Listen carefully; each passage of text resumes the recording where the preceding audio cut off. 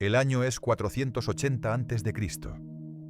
El mundo conocido contiene la respiración mientras una sombra gigantesca se extiende desde el este, devorando todo a su paso. Un ejército tan inmenso que los historiadores antiguos juraron que bebía ríos enteros hasta secarlos, avanza sin piedad hacia el corazón de Grecia. La tierra tiembla bajo millones de pisadas. El polvo se eleva hasta oscurecer el sol. Y en un estrecho paso de montaña, apenas lo suficientemente ancho para que pasen unos pocos carros, un puñado de hombres decide plantar los pies y negarse a retroceder. Un imperio que ha conquistado desde Egipto hasta la India viene a reclamar lo que considera suyo por derecho divino. Un rey que se hace llamar el Rey de Reyes, descendiente de dioses, señor de todas las naciones, marcha al frente de la maquinaria militar más devastadora que el mundo antiguo haya presenciado jamás. Y frente a él, bloqueando su camino hacia la gloria eterna, se interpone un rey espartano con 300 de sus mejores guerreros y un contingente de aliados griegos que saben desde el primer momento que probablemente no volverán a ver a sus familias.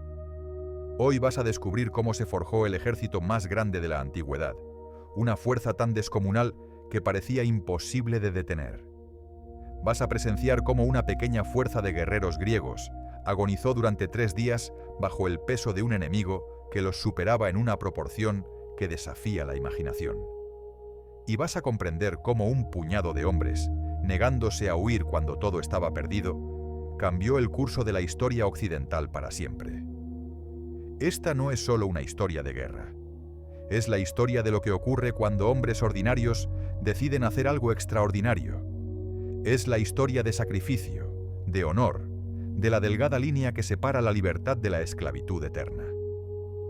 Es la historia de cómo Occidente sobrevivió su primera gran prueba existencial. Vas a descubrir algo que no vas a olvidar esta noche. Si te fascinan los misterios del pasado y las batallas que definieron el destino de civilizaciones enteras, suscríbete. El viaje comienza ahora. Probablemente hayas escuchado esta historia antes. En la escuela, en películas, en conversaciones casuales. La versión que la mayoría conoce es simple, casi reconfortante en su claridad. 300 espartanos valientes contra 1.000.000 de persas cobardes. Un rey noble contra un tirano malvado. El bien contra el mal en su expresión más pura. Los griegos, nos dicen, eran los defensores de la libertad y la democracia, mientras que los persas representaban todo lo opuesto: tiranía, esclavitud, opresión. La narrativa escolar nos presenta a los espartanos como superhéroes de carne y hueso, guerreros invencibles que solo cayeron por una traición cobarde. Nos dicen que Grecia estaba unida, que todos los griegos dejaron de lado sus diferencias para enfrentar al invasor común, que la coalición helénica surgió de forma natural como respuesta a la amenaza persa. Nos cuentan que los persas eran bárbaros incivilizados que no entendían el concepto de libertad, que su ejército era una masa desorganizada de esclavos obligados a luchar, que su derrota era casi inevitable, porque la causa griega era justa. Es una historia bonita, inspiradora, fácil de digerir y de repetir. Pero la realidad es infinitamente más compleja, más oscura y mucho más fascinante que cualquier versión simplificada que hayas escuchado. La verdad es que Grecia no estaba unida. La verdad es que muchas ciudades griegas se negaron a luchar, algunas incluso colaboraron activamente con los persas. La verdad es que los espartanos no eran 300, sino que formaban parte de una fuerza mayor que incluía guerreros de otras ciudades, hombres cuyos nombres la historia ha olvidado injustamente. La verdad es que el imperio persa no era una horda de bárbaros, sino la civilización más avanzada y tolerante de su época. Un imperio multicultural que respetaba las religiones y costumbres de los pueblos conquistados de formas que los propios griegos no hacían. La verdad es que esta batalla no fue una simple lucha entre el bien y el mal, sino un choque titánico entre dos visiones del mundo completamente diferentes, cada una con sus propias virtudes y defectos, cada una convencida de su superioridad moral. Y la verdad más incómoda de todas es que los griegos, objetivamente hablando, no tenían ninguna posibilidad real de victoria. Los números estaban tan desproporcionadamente en su contra que cualquier estratega militar moderno habría considerado la resistencia como un suicidio colectivo sin sentido. Pero la realidad es infinitamente más brutal y mucho más importante que cualquier versión escolar que hayas memorizado para un examen. Para entender lo que realmente ocurrió en aquel paso de montaña llamado Termópilas, primero necesitas comprender el mundo en el que esta batalla tuvo lugar. Y ese mundo era muy diferente del que imaginas. El imperio persa, conocido por sus habitantes como el Imperio Aqueménida, era en el siglo V a.C. la superpotencia indiscutible del mundo conocido. Imagina un territorio que se extendía desde las costas del mar Egeo hasta el valle del Indo, desde las estepas de Asia Central hasta las arenas del desierto egipcio. Un imperio que abarcaba aproximadamente 5 millones de kilómetros cuadrados, habitado por decenas de millones de personas de cientos de etnias diferentes, que hablaban docenas de idiomas distintos, que adoraban a incontables dioses. Este no era un imperio primitivo gobernado por la fuerza bruta. Los persas habían desarrollado un sistema administrativo sofisticado dividido en provincias llamadas satrapías, cada una gobernada por un sátrapa que respondía directamente al rey de reyes. Habían construido la primera red de carreteras de larga distancia del mundo, el famoso Camino Real, que conectaba la capital Susa con la ciudad de Miendobetim, Sardes, en la costa Egea, una distancia de más de 2.500 kilómetros que los mensajeros reales podían recorrer en apenas una semana gracias a un ingenioso sistema de postas y relevos. Los persas habían inventado el primer servicio postal de la historia. Habían desarrollado un sistema de irrigación subterránea llamado Qanat, que convertía desiertos en jardines fértiles. Su religión, el zoroastrismo, era una de las primeras en proponer conceptos como el cielo, el infierno, el juicio final y la lucha cósmica entre el bien y el mal. Ideas que más tarde influirían profundamente en el judaísmo, el cristianismo y el islam. Y lo más importante para nuestra historia, los persas tenían una política de tolerancia religiosa y cultural que era extraordinariamente avanzada para su época. Cuando conquistaban un nuevo territorio, generalmente permitían que los habitantes locales mantuvieran sus costumbres, sus idiomas y sus dioses.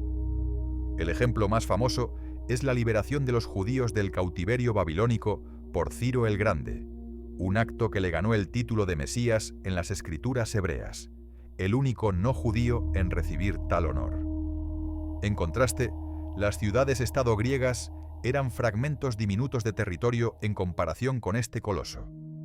Toda Grecia continental cabría cómodamente dentro de una sola satrapía persa de tamaño medio. Las polis griegas estaban constantemente en guerra entre sí, formando alianzas cambiantes que se rompían tan rápido como se formaban. Esparta y Atenas, las dos ciudades más poderosas, se despreciaban mutuamente con una intensidad que a veces superaba su hostilidad hacia cualquier enemigo externo. Los griegos no eran una nación en el sentido moderno de la palabra. Eran una colección de ciudades independientes que compartían un idioma, una religión politeísta y ciertos festivales culturales como los Juegos Olímpicos, pero que se veían a sí mismos primero como atenienses, espartanos, corintios o tebanos, y solo secundariamente como helenos. Y muchos de estos griegos no veían al imperio persa como una amenaza existencial, lo veían como una oportunidad. Porque aquí está la parte de la historia que las películas no te cuentan. El imperio persa no pretendía destruir la civilización griega. Jerjes no era un villano de caricatura que quería esclavizar a todos los griegos por pura maldad. Su objetivo era mucho más pragmático. Quería incorporar a las ciudades-estado griegas al imperio de la misma forma que había incorporado a docenas de otros pueblos, como tributarios que mantendrían gran parte de su autonomía interna a cambio de lealtad política y contribuciones fiscales. Para muchos griegos, especialmente para aquellos que vivían bajo gobiernos oligárquicos o tiránicos, la dominación persa no parecía necesariamente peor que su situación actual. Los persas tenían una larga historia de apoyar a gobernantes locales que les eran leales, proporcionándoles respaldo militar contra sus enemigos internos. Para un aristócrata griego ambicioso, Una alianza con Persia podía ser el camino hacia el poder absoluto en su propia ciudad.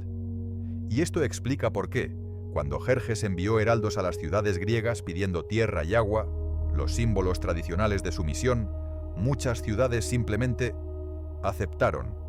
Los tesalios se sometieron. Los beocios se sometieron. Argos, la antigua rival de Esparta, declaró su neutralidad de una forma que todos entendieron como colaboración encubierta.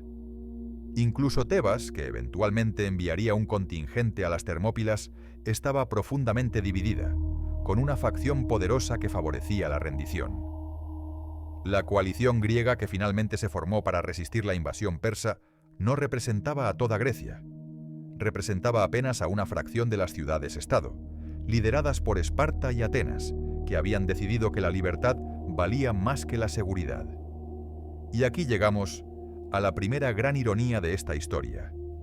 Esparta, la ciudad que se convertiría en el símbolo eterno de la resistencia contra la tiranía persa, era ella misma una de las sociedades más brutalmente autoritarias del mundo antiguo.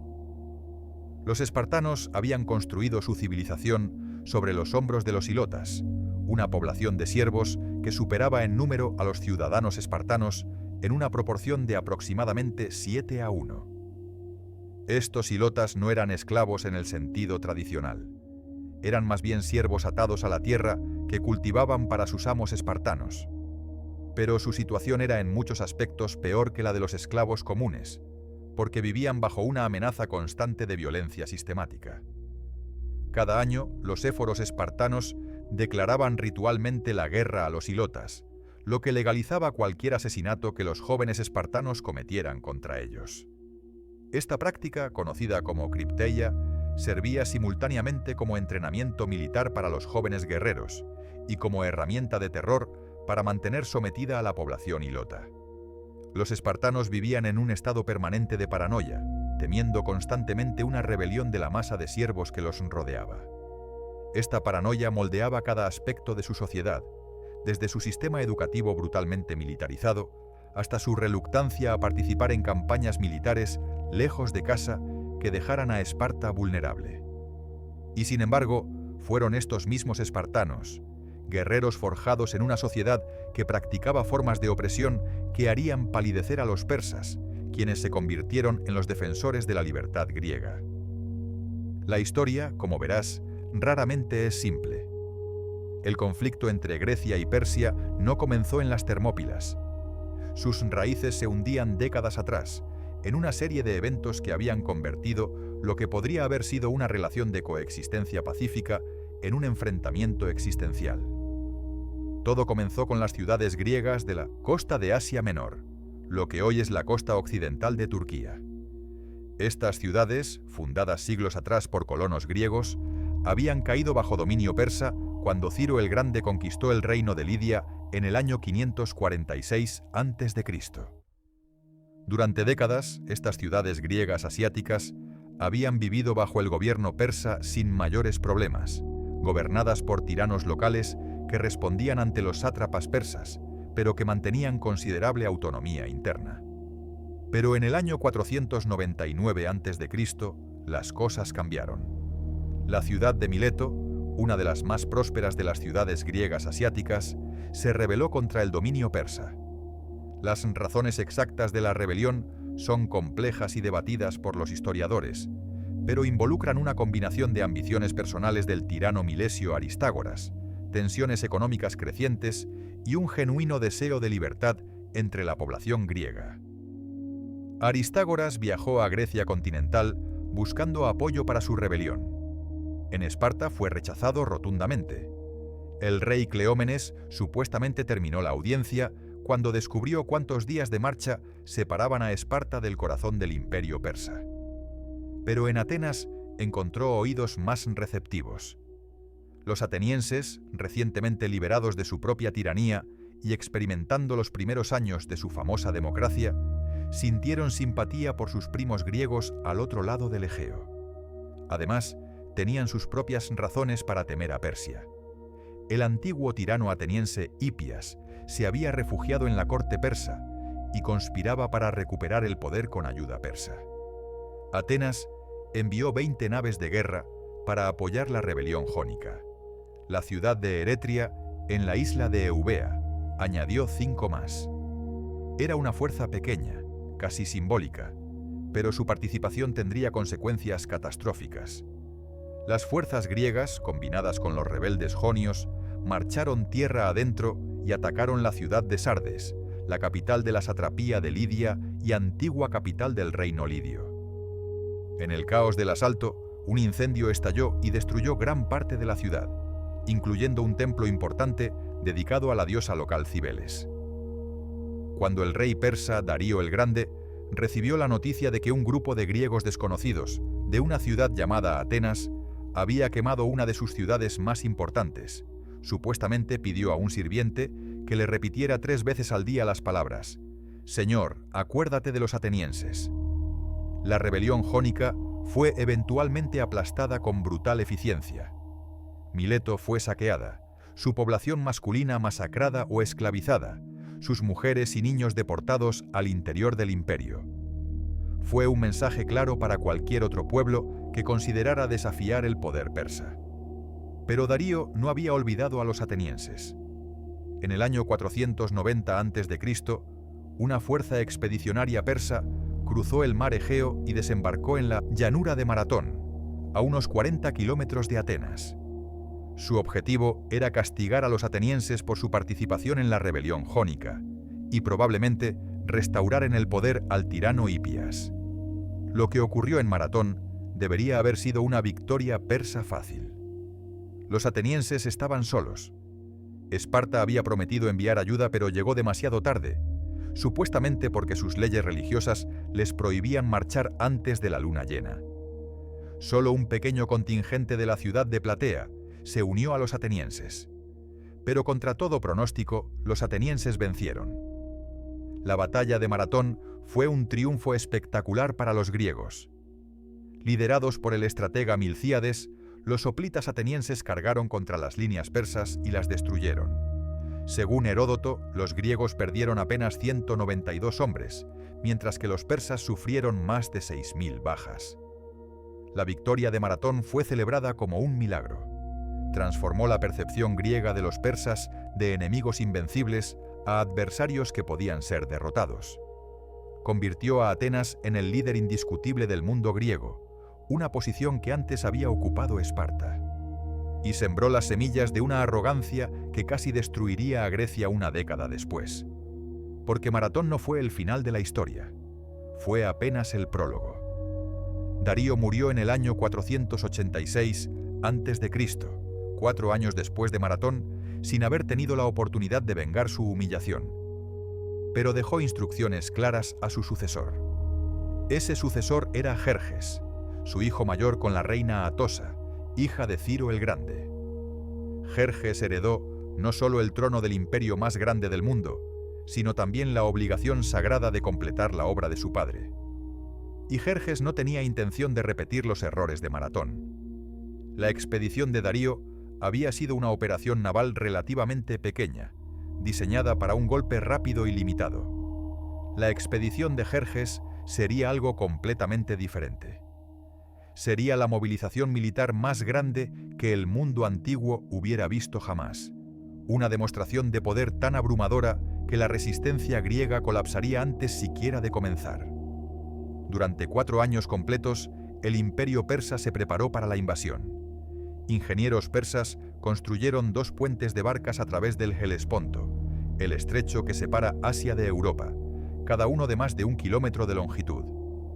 Cuando una tormenta destruyó los puentes originales, Jerjes supuestamente ordenó que el mar fuera azotado con 300 latigazos y que se arrojaran grilletes al agua como castigo simbólico.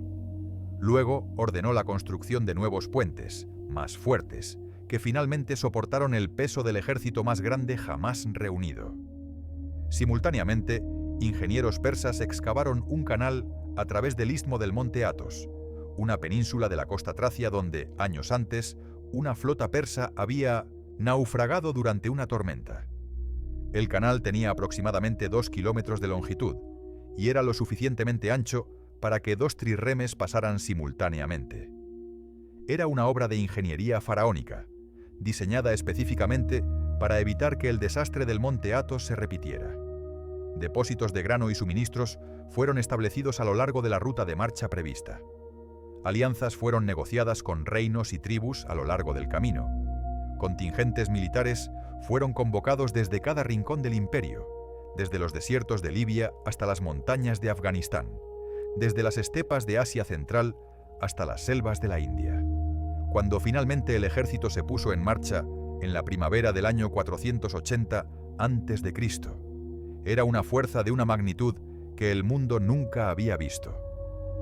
Los números exactos siguen siendo debatidos por los historiadores modernos.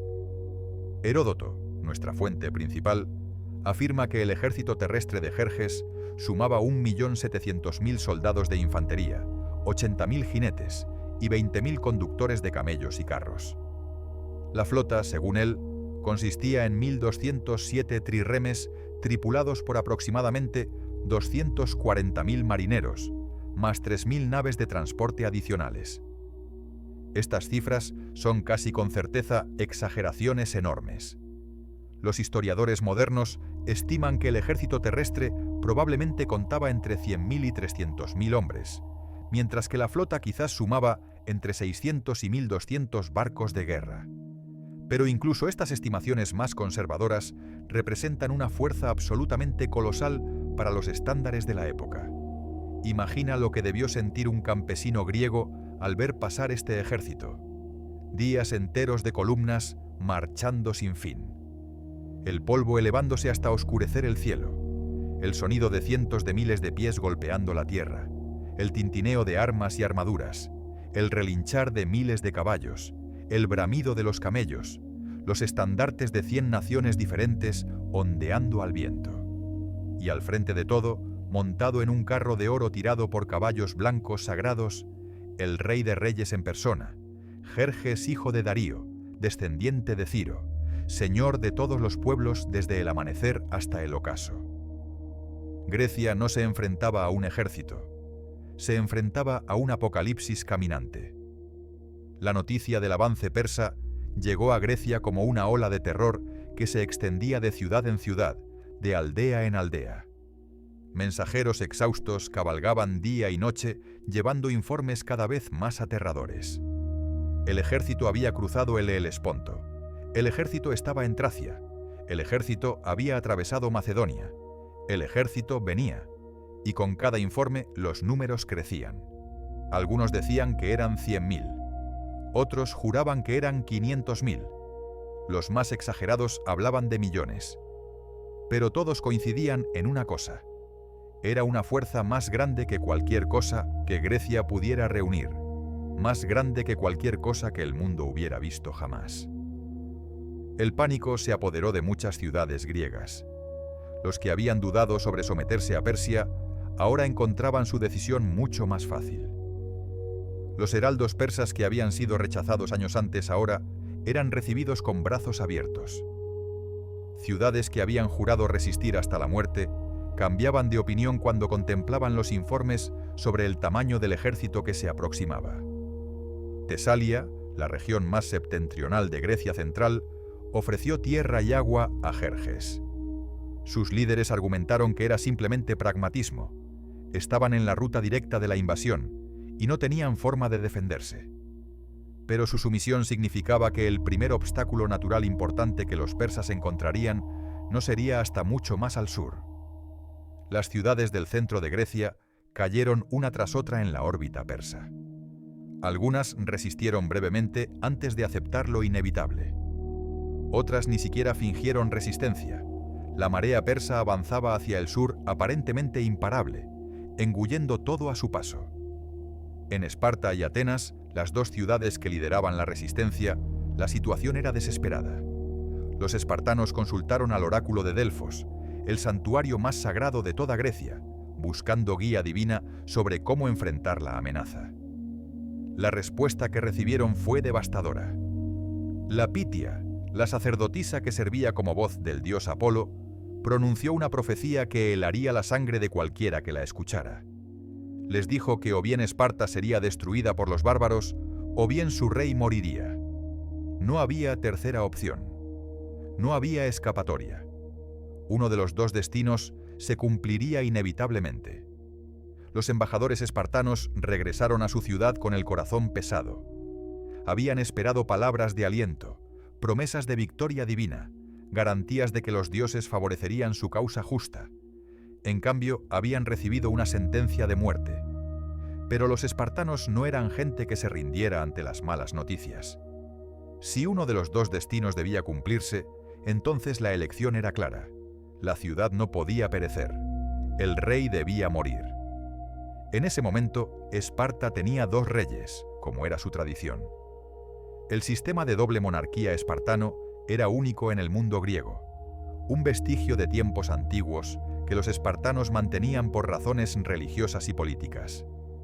Los dos reyes pertenecían a dos linajes diferentes, las casas de los Agíadas y los Euripóntidas, y se suponía que debían gobernar conjuntamente, sirviendo como contrapeso el uno del otro.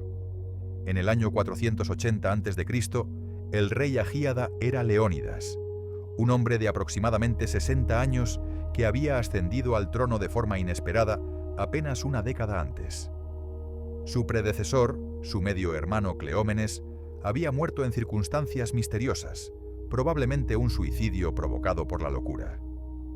Leónidas había sido el tercer hijo de su padre, nunca esperó reinar, y había vivido la mayor parte de su vida como un ciudadano espartano ordinario, sujeto al mismo entrenamiento brutal que cualquier otro espartano. Quizás fue precisamente esta experiencia la que lo convirtió, en aquel momento crucial, un líder capaz de tomar una decisión que otros habrían considerado suicida. Leónidas entendió algo que muchos de sus contemporáneos no comprendían.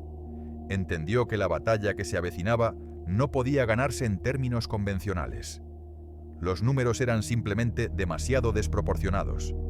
Cualquier intento de enfrentar al ejército persa en campo abierto terminaría en una masacre absoluta. La única esperanza griega residía en encontrar un lugar donde los números no importaran, donde el terreno neutralizara la ventaja numérica persa, donde un puñado de hombres determinados pudiera contener a un ejército entero. Ese lugar existía.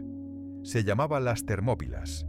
Las Termópilas, cuyo nombre significa literalmente las puertas calientes, en referencia a las fuentes termales que brotaban en la zona, era un paso estrecho entre las montañas y el mar en la costa oriental de Grecia central. En la antigüedad, este paso era la única ruta terrestre viable para un ejército grande que quisiera avanzar desde el norte de Grecia hacia el sur. Imagina un corredor natural formado por las estribaciones del monte Calídromo a un lado y las aguas del Golfo Málico al otro. En algunos puntos, este corredor se estrechaba hasta tener apenas unos pocos metros de ancho, lo suficiente para que pasaran uno o dos carros, pero no más. Era el cuello de botella perfecto, el lugar donde la geografía misma conspiraba contra cualquier invasor. Para un ejército del tamaño del de Jerjes, las Termópilas representaban una pesadilla logística. No importaba cuántos soldados tuvieras si solo podías enviarlos al combate de a unos pocos a la vez. Era como intentar vaciar un océano a través de un tubo delgado. La masa aplastante del ejército persa, su mayor ventaja, se convertía en irrelevante cuando solo un puñado de hombres podía luchar en la línea del frente al mismo tiempo. Pero las Termópilas tenían un problema que eventualmente costaría la vida a Leónidas y sus hombres. Existía un sendero de montaña, conocido como el Sendero Anopea, que rodeaba el paso por las alturas y emergía en la retaguardia de cualquier fuerza que defendiera las Termópilas. Este sendero era difícil, empinado, apenas transitable para tropas en formación, pero existía, y si el enemigo lo descubría y lo utilizaba, los defensores del paso quedarían atrapados, rodeados, sin posibilidad de escape. Leónidas conocía este sendero.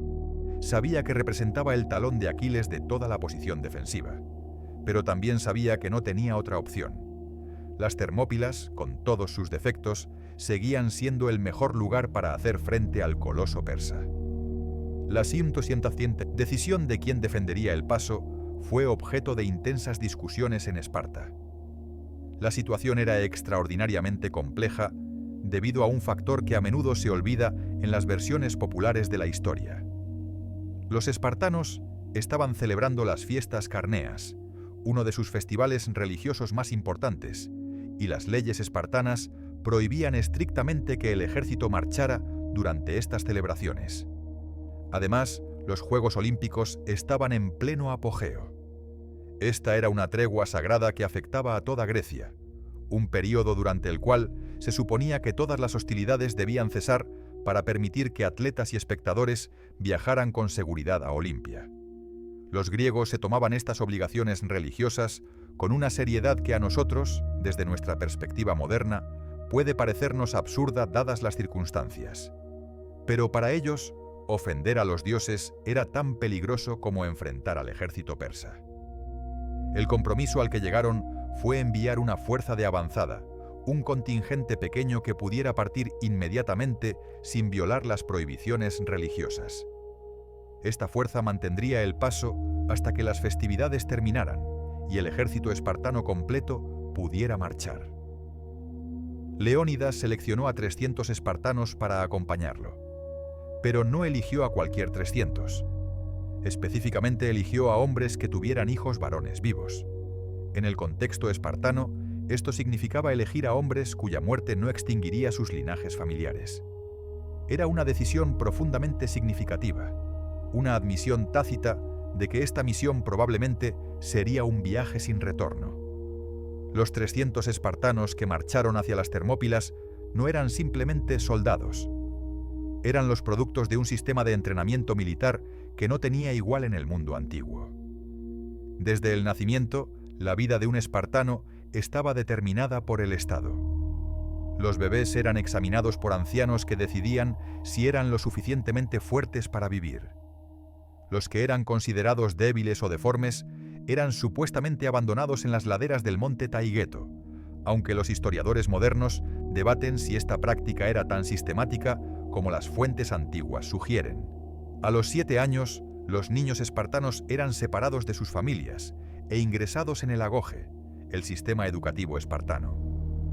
Llamar a esto educación sería un eufemismo grotesco.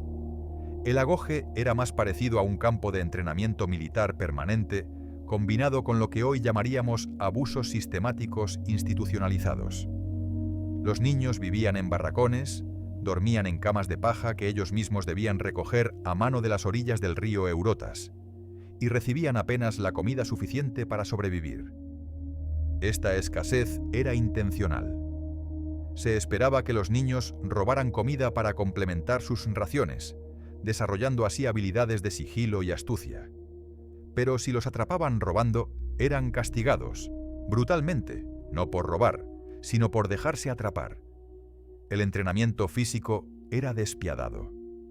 Carreras, luchas, ejercicios con armas, marchas forzadas bajo el sol abrasador del verano griego y el frío del invierno.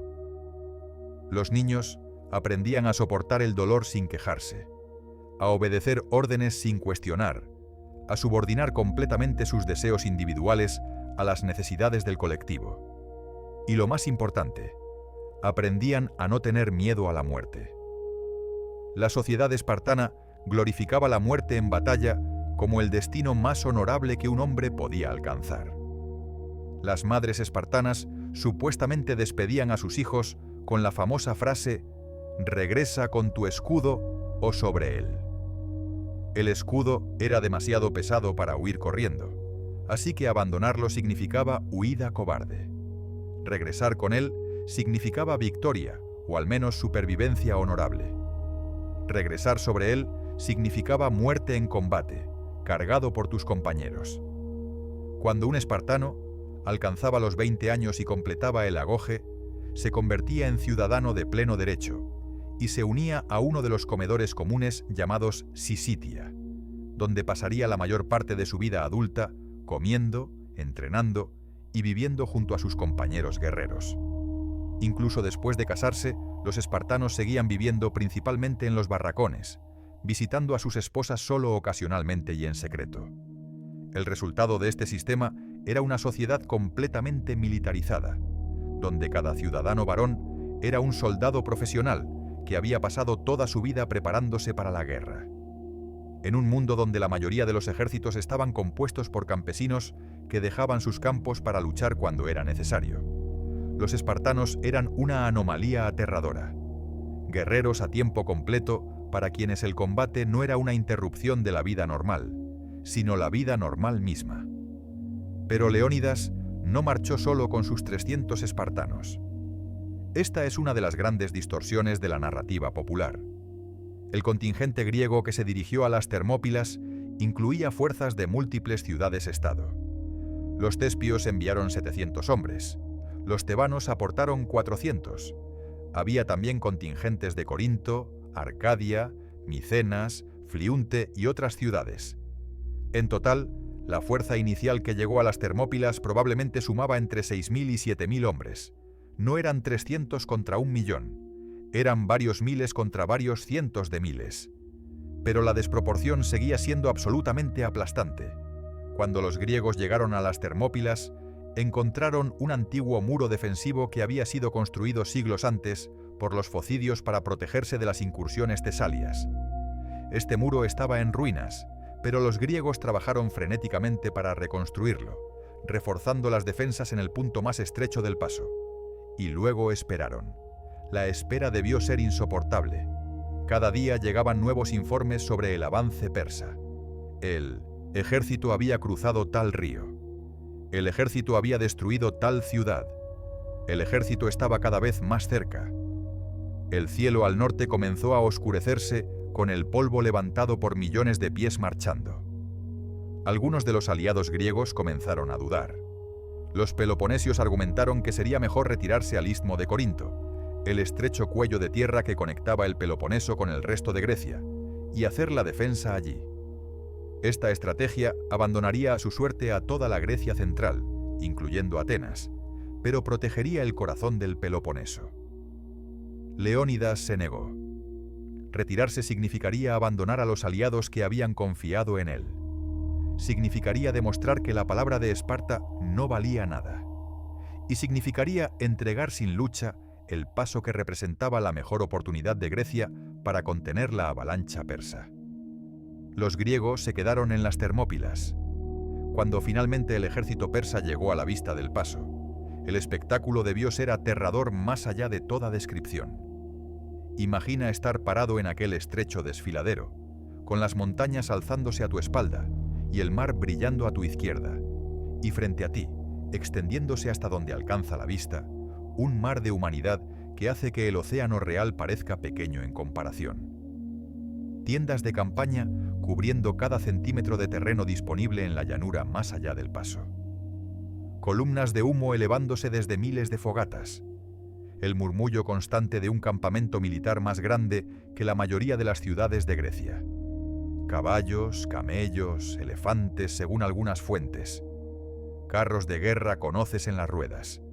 Arqueros con arcos tan poderosos que sus flechas podían atravesar armaduras. Y en el centro de todo, el pabellón real de Jerjes, una estructura tan lujosa que parecía un palacio transportable, custodiado por los famosos inmortales, la guardia personal del rey de reyes. Los inmortales eran la élite del ejército persa, 10.000 guerreros seleccionados de entre los mejores del imperio. Se les llamaba inmortales, porque su número siempre se mantenía exactamente en 10.000. Cada vez que uno caía en batalla o moría por cualquier otra causa, era inmediatamente reemplazado, dando la impresión de que la unidad era literalmente inmortal, incapaz de sufrir bajas permanentes. Estos guerreros vestían túnicas de colores brillantes sobre armaduras de escamas, portaban lanzas con contrapesos de plata o oro, y llevaban escudos de mimbre cubiertos de cuero. Eran soldados profesionales, en un ejército donde la mayoría de las tropas eran levas de las diversas satrapías, hombres arrancados de sus hogares y obligados a luchar por un rey que muchos de ellos nunca habían visto. Jerjes, según cuenta Heródoto, esperó 4 días antes de lanzar su ataque. Algunas fuentes sugieren que estaba esperando a que los griegos huyeran aterrorizados ante la visión de su ejército. Otras proponen que estaba dando tiempo a su flota para rodear la posición griega por mar.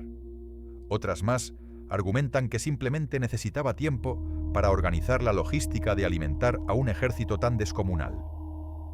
Durante esta espera, supuestamente envió un espía para observar el campamento griego. El espía regresó con un informe desconcertante.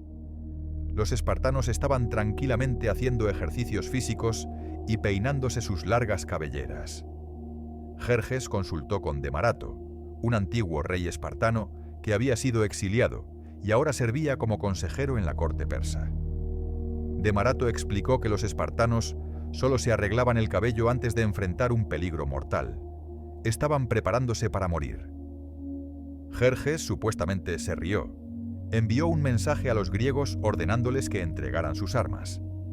La respuesta de Leónidas se convertiría en una de las frases más famosas de la historia. Ven y tómalas. En griego, simplemente, molon labe. Dos palabras que resonarían a través de los siglos. Cuando expiró el cuarto día de espera, Jerjes perdió la paciencia. Ordenó el ataque. Las primeras tropas enviadas contra los griegos fueron los medos y los cisios, contingentes del corazón del imperio que Jerjes consideraba lo suficientemente capaces para barrer a los defensores sin necesidad de emplear a sus mejores tropas.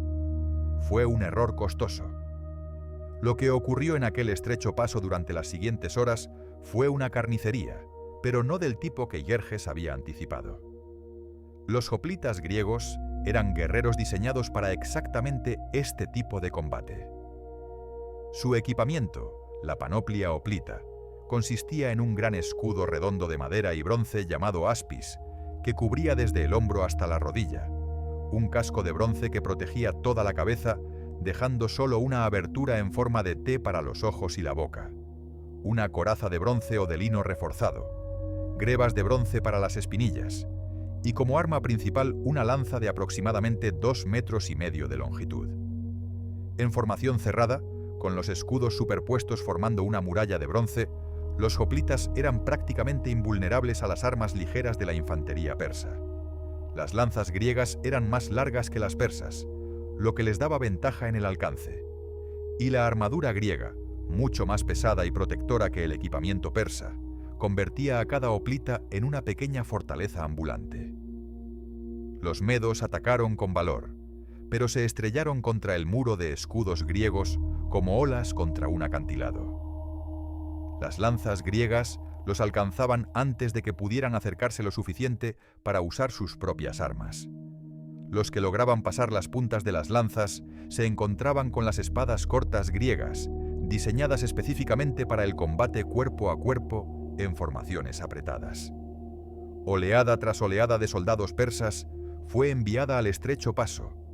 Oleada tras oleada fue rechazada con pérdidas terribles. El suelo se volvió resbaladizo con la sangre de los caídos. Los cuerpos se apilaban hasta formar obstáculos que las siguientes oleadas debían trepar para alcanzar a los defensores. Los griegos, mientras tanto, rotaban sus formaciones. Cuando un contingente se agotaba por la lucha, retrocedía para descansar mientras otro ocupaba su lugar en la línea. Este sistema de relevos les permitía mantener siempre tropas frescas en la línea del frente, mientras que los persas debían luchar constantemente sin descanso. Al caer la noche del primer día, los persas se retiraron habiendo sufrido miles de bajas sin haber logrado ningún progreso. Los griegos, en contraste, habían perdido apenas un puñado de hombres. Jerjes estaba furioso. Según las fuentes antiguas, saltaba de su trono repetidamente durante la batalla, incapaz de creer lo que sus ojos presenciaban. Sus mejores tropas, guerreros que habían conquistado docenas de naciones, estaban siendo masacradas por un puñado de griegos que se negaban a ceder. El segundo día, Jerjes envió a sus inmortales. Si alguien podía romper la línea griega, eran estos guerreros de élite. Marcharon hacia el paso con la confianza de hombres que nunca habían conocido la derrota, convencidos de que donde los medos habían fracasado, ellos triunfarían. Pero el estrecho paso era un ecualizador cruel. No importaba cuán hábiles o valientes fueran los inmortales. Solo podían enfrentar a los griegos unos pocos a la vez. Y en ese combate limitado, cuerpo a cuerpo, escudo contra escudo, La superioridad del equipamiento y entrenamiento griego era aplastante. Los inmortales atacaron. Los inmortales fueron rechazados. Los inmortales dejaron montañas de cadáveres al pie del muro griego, igual que los medos antes que ellos. Durante ese segundo día, los espartanos demostraron una táctica que Heródoto describe con admiración. Fingían retroceder en desorden, aparentando una huida caótica. Los persas, creyendo que finalmente habían roto la resistencia griega, se lanzaban en persecución desordenada, rompiendo sus propias formaciones. Entonces los espartanos giraban repentinamente, reformaban su línea y contraatacaban contra un enemigo desorganizado y vulnerable. Esta táctica requería una disciplina y coordinación extraordinarias. Un solo hombre que entrara en pánico y huyera de verdad podía destruir todo el engaño. Pero los espartanos la ejecutaban una y otra vez con precisión mecánica, cosechando vidas persas con cada repetición. Al caer la segunda noche, Jerjes se enfrentaba a una realidad que nunca había contemplado. Era posible que no pudiera forzar el paso. Sus pérdidas eran catastróficas. Sus mejores tropas habían sido humilladas. Y los griegos seguían allí, inmóviles, aparentemente inagotables, como si la montaña misma hubiera cobrado vida para oponerse a su avance. Pero entonces llegó la traición. Y aún así, lo peor todavía no había llegado. Un hombre cambió el curso de la batalla. Un solo hombre, movido por la codicia más vulgar, destrozó todo lo que los griegos habían logrado en 2 días de combate heroico. Su nombre era Efialtes, y la historia lo recordaría para siempre como el arquetipo del traidor. Efialtes era un griego local, un habitante de la región de Malis que conocía íntimamente la geografía de las montañas que rodeaban las Termópilas. Conocía cada sendero, cada paso, cada ruta oculta que serpenteaba entre los picos y valles. Y conocía, sobre todo, el sendero Anopea, aquel camino de montaña que rodeaba el paso y emergía en la retaguardia de los defensores griegos. Las motivaciones de Efialtes siguen siendo objeto de debate entre los historiadores. Heródoto afirma que actuó esperando recibir una gran recompensa de Jerjes. Otras fuentes sugieren que tenía agravios personales contra los espartanos o contra otros griegos que lo habían maltratado. Algunos historiadores modernos especulan que quizás simplemente estaba aterrorizado ante la perspectiva de lo que el ejército persa haría a su tierra natal si los griegos seguían resistiendo. Sea cual fuera su razón, Efialtes se presentó ante Jerjes durante la noche del segundo día y le ofreció exactamente lo que el rey de reyes necesitaba, un camino para rodear a los defensores griegos. Jerjes no dudó. Inmediatamente ordenó a Hidarnes, el comandante de los inmortales, que tomara a sus hombres y siguiera a Efialtes por el sendero de montaña. Si podían alcanzar la retaguardia griega antes del amanecer, la trampa estaría completa. Los inmortales partieron en la oscuridad, siguiendo a su guía traidor por caminos que apenas podían distinguirse en la noche sin luna. El sendero era empinado y traicionero, serpenteando entre bosques de robles que ocultaban el cielo estrellado. Los guerreros persas marchaban en silencio, conscientes de que el menor ruido podría alertar a los griegos de su maniobra. Leónidas no era ningún idiota. Sabía perfectamente que el sendero Anopea existía y había tomado precauciones para defenderlo. Había destacado a 1000 focidios para guardar el paso de montaña, posicionándolos en la cresta, donde podrían detectar cualquier intento de flanqueo. Pero los focidios fallaron. Cuando los inmortales comenzaron a ascender por el sendero al amparo de la noche, el crujido de las hojas de roble bajo miles de pies alertó finalmente a los vigilantes griegos. Los focidios se armaron apresuradamente y formaron para la batalla, pero en la confusión de la oscuridad y la sorpresa, cometieron un error fatal. En lugar de defender el sendero mismo, bloqueando el paso de los persas, los focidios se retiraron hacia la cima de una colina cercana para hacer una última resistencia. Creyeron que los persas venían a atacarlos específicamente a ellos. No comprendieron que los inmortales no tenían el menor interés en perder tiempo luchando contra 1000 focidios, cuando su verdadero objetivo era rodear a los defensores principales en el paso. Y Darnes, al ver que los focidios abandonaban el sendero, simplemente los ignoró. Ordenó a sus inmortales que continuaran la marcha, dejando a los focidios atrincherados en su colina mientras él completaba la maniobra de flanqueo que decidiría la batalla. Los focidios observaron impotentes cómo los 10.000 inmortales desfilaban más allá de su posición, descendiendo hacia la retaguardia de sus compañeros griegos. Enviaron mensajeros corriendo hacia el paso principal, pero era demasiado tarde para cualquier cosa que no fuera una advertencia. La noticia llegó a Leónidas en las horas previas al amanecer del tercer día. Exploradores y desertores trajeron informes fragmentarios pero consistentes. Los persas estaban en el sendero de montaña. Los inmortales descendían hacia su retaguardia. En cuestión de horas, estarían completamente rodeados. Lo que ocurrió a continuación ha sido debatido durante 2500 años. Fue el momento que convirtió a Leónidas de un comandante militar competente en una leyenda inmortal. Leónidas convocó un consejo de los líderes aliados. Les explicó la situación con la brutal honestidad que caracterizaba a los espartanos. El sendero había sido flanqueado. Los persas descendían hacia su retaguardia. Para el mediodía, estarían atrapados entre dos fuerzas enemigas sin posibilidad de escape. Había dos opciones. Podían retirarse inmediatamente antes de que la trampa se cerrara, salvando a la mayor parte del ejército para luchar otro día. O podían quedarse y morir. Las fuentes antiguas difieren sobre lo que exactamente se dijo en aquel consejo. Algunas afirman que Leónidas ordenó a los aliados que se retiraran mientras él y sus espartanos cubrían la retirada. Otras sugieren que hubo una votación y que la mayoría decidió partir. Otras más insinúan que muchos aliados simplemente huyeron sin esperar órdenes cuando comprendieron la situación. Lo que es cierto es que la mayoría del ejército griego abandonó las Termópilas aquella noche.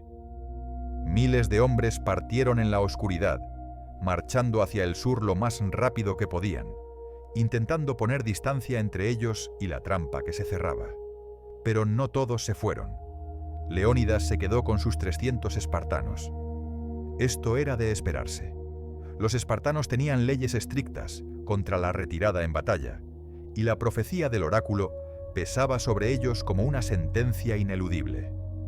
Esparta sería destruida o su rey moriría. Leónidas había hecho su elección, pero lo verdaderamente extraordinario fue que no murió solo. Los tespios, 700 hombres de una pequeña ciudad que ni siquiera aparece en la mayoría de los mapas antiguos, decidieron quedarse.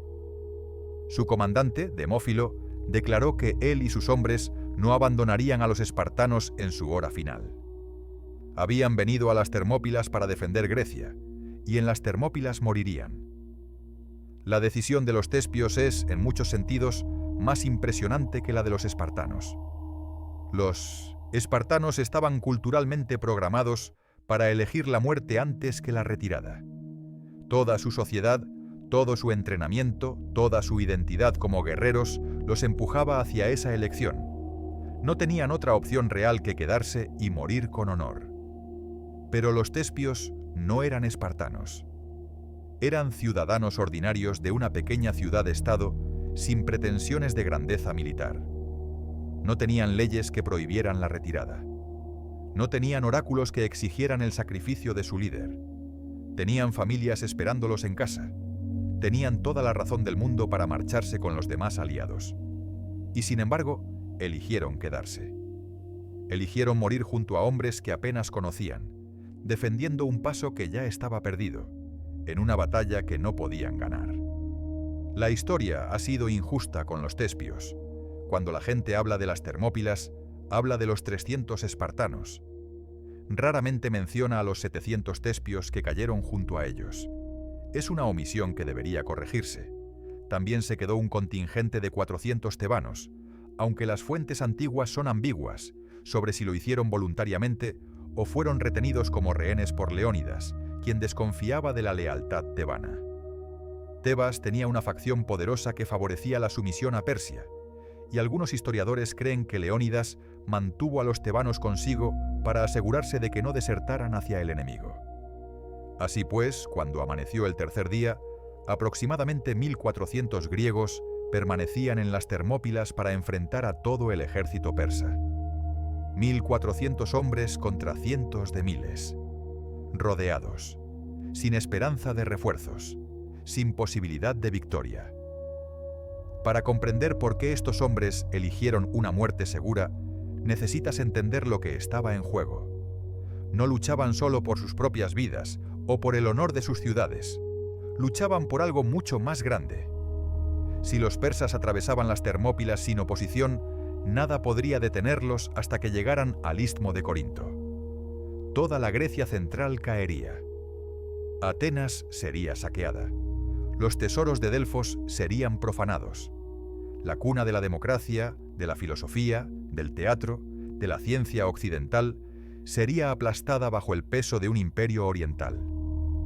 Pero había algo aún más importante que los edificios y los tesoros.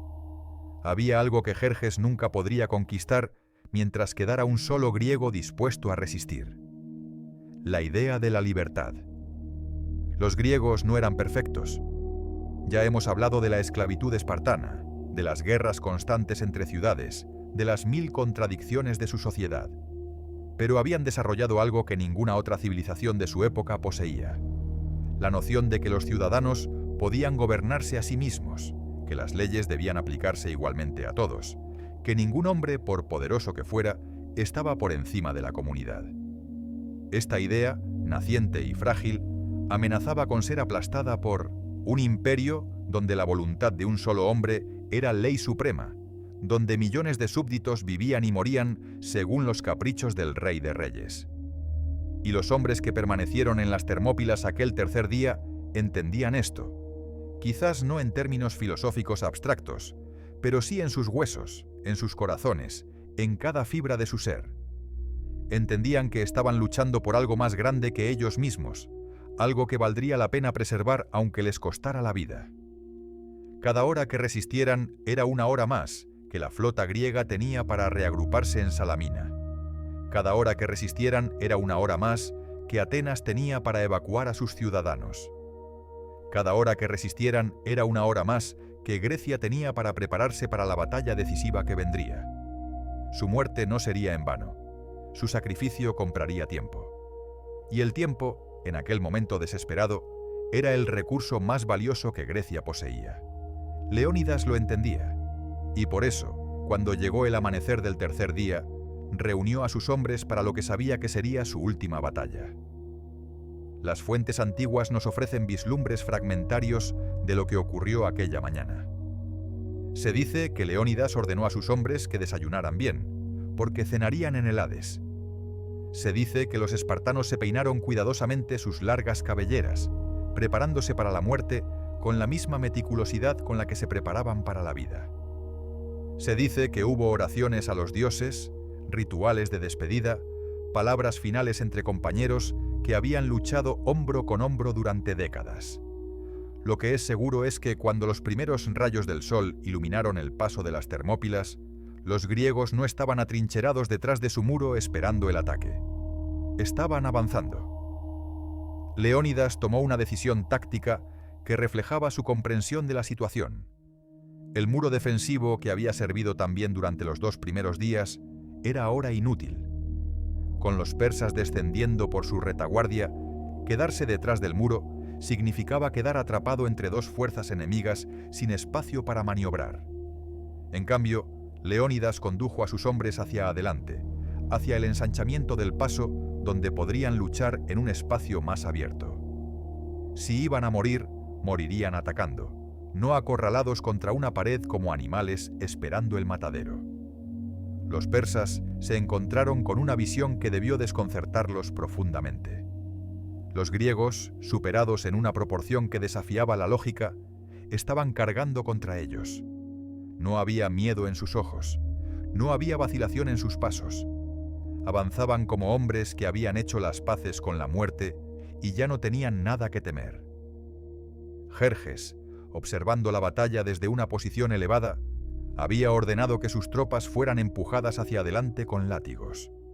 No confiaba en que lucharan voluntariamente contra estos griegos que parecían imposibles de matar. Los oficiales persas azotaban a sus propios soldados, obligándolos a avanzar hacia las lanzas griegas que esperaban para recibirlos. La carnicería del tercer día fue la más brutal de todas. Los griegos, liberados de la necesidad de defender una posición fija, pudieron finalmente utilizar toda su habilidad marcial sin restricciones. Las falanges espartanas y tespias barrían las líneas persas con una eficiencia terrorífica. Cada embate griego dejaba montañas de cadáveres. Cada carga persa era rechazada con pérdidas espantosas. Las lanzas griegas se quebraron por el uso constante. Los guerreros pasaron a sus espadas cortas, el xifos espartano, diseñado específicamente para el combate cuerpo a cuerpo. Cuando las espadas se mellaban o se perdían, luchaban con puñales, con piedras, con sus propias manos desnudas. Heródoto describe escenas de una violencia casi inimaginable.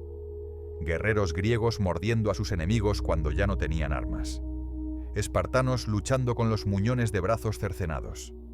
Hombres que seguían combatiendo con flechas clavadas en el cuerpo, negándose a caer hasta que su último aliento abandonaba sus pulmones. Durante horas, los griegos mantuvieron a raya al ejército persa. 1.400 hombres contra cientos de miles, y los persas no podían avanzar. Cada metro de terreno costaba docenas de vidas persas. El suelo del paso se convirtió en un lodazal de sangre y cuerpos destrozados. Pero los números eventualmente cobran su precio. Los griegos caían uno a uno sin reemplazo. Cada hombre que moría era un hueco que no podía llenarse. Cada herida grave era un guerrero menos en la línea. Lentamente, inexorablemente, el círculo de defensores se fue reduciendo. Y entonces cayó Leónidas. Las circunstancias exactas de su muerte son inciertas. Algunas fuentes dicen que fue alcanzado por una flecha persa. Otras afirman que murió en combate cuerpo a cuerpo contra múltiples oponentes. Lo que todas las fuentes coinciden es que su muerte no fue el final de la resistencia griega. Cuando Leónidas cayó, una batalla feroz estalló sobre su cuerpo. Los persas intentaban capturarlo como trofeo. Los griegos luchaban desesperadamente para proteger los restos de su rey. 4 veces las líneas chocaron sobre el cadáver de Leónidas. 4 veces los griegos rechazaron a los persas. Entre los caídos defendiendo el cuerpo de Leónidas estaban 2 medio hermanos del propio Jerjes, príncipes de la casa real persa. La familia del rey de reyes pagó un precio de sangre por la conquista de aquel paso. Finalmente, cuando quedaban apenas un puñado de griegos en pie, estos se retiraron hacia una pequeña colina en la retaguardia del paso, llevando consigo el cuerpo de su rey. Allí hicieron su última resistencia. Fue en ese momento cuando Hidarnes completó su maniobra de flanqueo. Los inmortales emergieron de los senderos de montaña y aparecieron en la retaguardia de los últimos defensores griegos. La trampa estaba cerrada. Los griegos supervivientes, probablemente no más de unos pocos cientos en ese punto, estaban ahora completamente rodeados. Persas por delante, persas por detrás, sin escapatoria posible. Jerjes ordenó a sus arqueros que terminaran el trabajo. Las flechas cayeron como una lluvia negra sobre la pequeña colina donde los últimos griegos hacían su resistencia final. Los defensores levantaron sus escudos, formando una tortuga improvisada para protegerse de la tormenta de proyectiles. Pero los escudos estaban destrozados por 3 días de combate. Las flechas encontraban los huecos. Los hombres caían uno tras otro. Según una tradición, uno de los espartanos, al escuchar que las flechas persas eran tan numerosas que oscurecerían el sol, respondió con humor negro típicamente espartano: «Mejor, así lucharemos a la sombra». Las flechas siguieron cayendo. Cuando finalmente los arqueros cesaron su bombardeo, Jerjes envió a su infantería a terminar con cualquier superviviente. Los persas subieron la colina, esperando quizás rendiciones, súplicas de clemencia, los sonidos normales de una derrota. No encontraron nada de eso. los últimos griegos murieron luchando. Heridos, exhaustos, rodeados, superados en número más allá de toda proporción racional, siguieron combatiendo hasta que el último de ellos fue derribado. No hubo rendición, no hubo clemencia pedida ni ofrecida. Los tebanos fueron la excepción. Según Heródoto, cuando quedó claro que todo estaba perdido, los tebanos se rindieron, mostrando sus manos vacías y gritando que habían sido obligados a luchar contra su voluntad. Jerjes les perdonó la vida, aunque ordenó que fueran marcados con el símbolo real como esclavos. Pero de los espartanos y los tespios no sobrevivió ninguno. 300 espartanos y 700 tespios yacían muertos en aquel paso de montaña. Junto a ellos, según las estimaciones más conservadoras, yacían 20.000 persas. Algunas fuentes antiguas elevan el número de bajas persas a 40.000 o incluso más. Jerjes caminó entre los cadáveres, buscando el cuerpo de Leónidas. Cuando finalmente lo encontró, ordenó que le cortaran la cabeza y la empalaran en una estaca como advertencia para cualquier otro que osara desafiar el poder de Persia. Era un gesto de rabia impotente, impropio de un rey que acababa de obtener una victoria.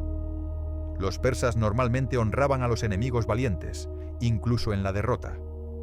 Pero Leónidas había humillado a Jerjes, de una forma que el rey de reyes nunca podría perdonar. Las Termópilas habían caído. El camino hacia el sur estaba abierto. Grecia parecía condenada. Y sin embargo, algo había cambiado. La noticia de la caída de las Termópilas se extendió por Grecia como un incendio arrasando un bosque seco. Mensajeros exhaustos llevaban el informe terrible de ciudad en ciudad, de aldea en aldea. El paso ha caído. Leónidas ha muerto. Los persas avanzan.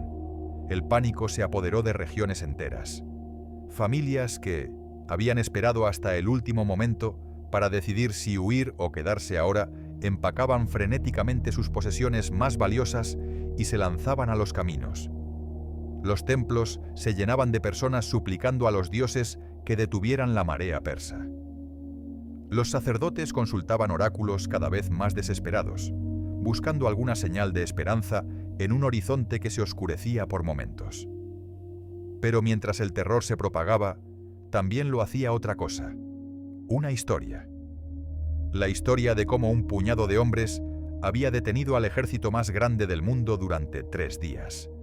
La historia de cómo habían muerto de pie, luchando, negándose a rendirse ante un enemigo que los superaba en proporciones inimaginables. Esta historia cambió algo fundamental en la psique griega. Antes de las Termópilas, muchos griegos habían asumido que la resistencia contra Persia era fútil. El imperio era demasiado grande, demasiado poderoso, demasiado imparable. ¿Qué sentido tenía luchar contra algo que no podía ser derrotado? Mejor someterse, adaptarse, sobrevivir. Después de las Termópilas, esa narrativa se derrumbó. Si 300 espartanos y sus aliados podían matar a 20.000 persas en un paso de montaña, entonces los persas no eran invencibles. Si un puñado de hombres podía detener a todo un ejército durante 3 días, entonces quizás Grecia tenía una oportunidad después de todo.